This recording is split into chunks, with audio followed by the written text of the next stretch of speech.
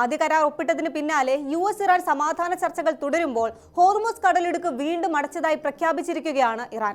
America നടത്തിയ വിശ്വാസവഞ്ചനയ്ക്കും തെക്കൻ ലെബനനിൽ Israel തുടരുന്ന വെടിനിർത്തൽ ലംഘനങ്ങൾക്കും മറുപടിയായാണ് ഈ നടപടി എന്നാണ് ഇറാന്റെ സൈനിക കമാൻഡ് അറിയിച്ചിരിക്കുന്നത്. അമേരിക്ക തങ്ങൾക്ക് നൽകിയ വെടിനിർത്തൽ ഉറപ്പുകൾ ലംഘിച്ചുവെന്നാണ് ഇറാന്റെ ആരോപണം. American vice president JD Vance Iran പ്രതിനിധികളുമായി നിർണായക ചർച്ചകൾക്കായി സ്വിറ്റ്സർലൻഡിലെ ബർഗൻസ്റ്റോക്കിൽ എത്തിയ സാഹചര്യത്തിലായിരുന്നു ഈ നടപടികൾ.